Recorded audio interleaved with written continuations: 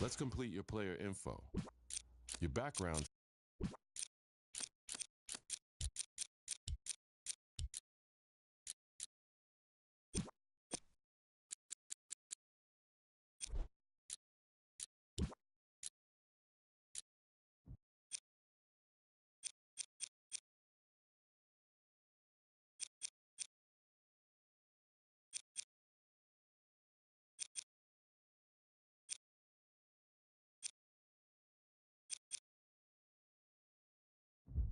Let's start creating your look. Your hairstyle says a lot about your look. Let's choose yours.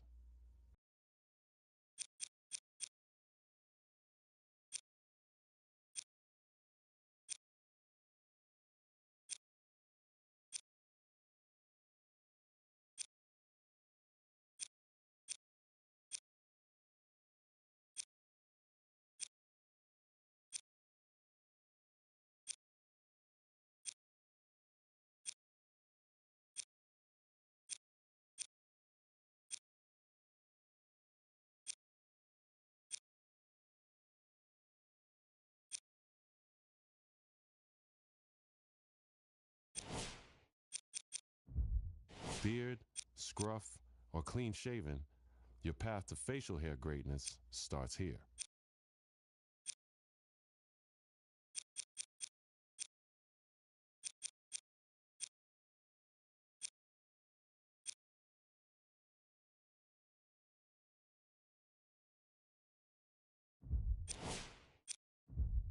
Let's complete your player info.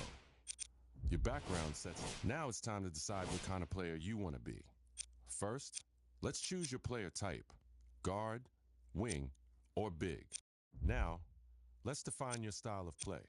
This will determine the impact you have on the court. Now, it's time to choose your player's height and weight. Every choice you make here will affect your player's physical capabilities, both good and bad. So choose wisely before you lock in.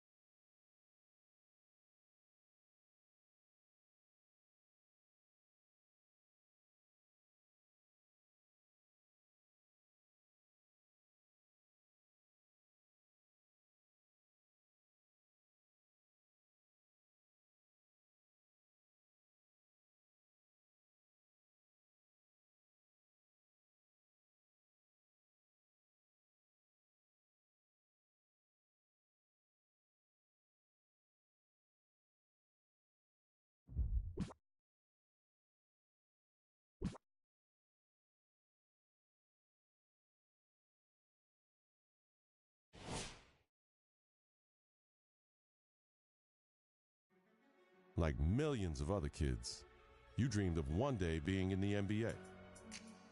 You wanted to be a star, and someday to rise above and become the greatest to ever play. You dreamed of being the one. But the road to stardom is never easy. There are obstacles, injuries, and disappointments. Adversity is universal. It can happen to anyone at any time. And one day, it happened to you. You went from being a guaranteed lottery pick to a kid who may never even play college ball again.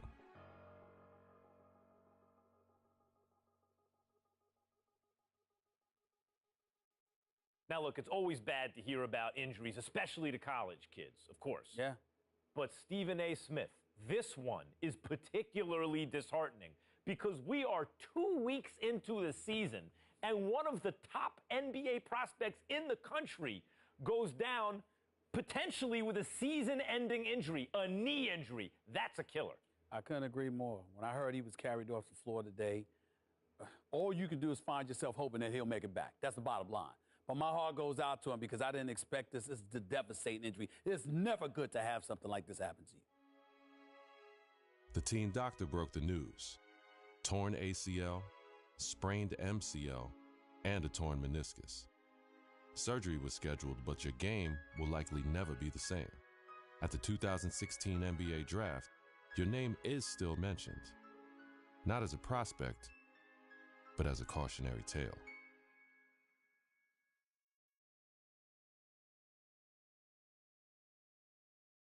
Now, there's another huge story in this year's draft. A record number of underclassmen, 30 of them, undrafted.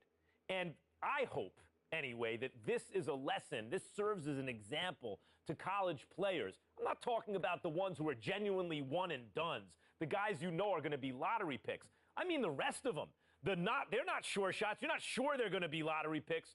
Don't just use the college system for a year thinking you're going to bounce. It doesn't work like that. If you don't have the talent, it doesn't work. You got to be cultivated in the system. Please. There you go again with your blanket generalizations. You know how you are, oh, Max, the woe is me. Oh, my Lord, I can't take it. I just can't take it. It's a case-by-case basis. You can't just blanketly decide this should not be one and dones or this should be one and dones. You got to go on a case-by-case basis. Some dudes deserve to be one and dones. Some people don't. It's on a case-by-case basis. And that is my point. Thank you for making it for me. Every kid thinks they're the exception to the rule. And members of the media like, Stephen A. Smith, are encouraging these kids to come out early. Look, Max, bottom line is this. You got to take this into consideration. You had two dudes. They were called the Height brothers. Now, you had Nick Howard. This kid had a lot of promise. What does he do? He goes to college. Very uneventful first year, no doubt. The second year, he was pretty good. Here's the problem. The NBA, it's not about pretty good. You need to be great on the collegiate level, on the prep level, in summer leagues and what have you, in order for you to get the stature that you deserve. That's the bottom line. You're pretty good ain't good enough to be that stud NBA.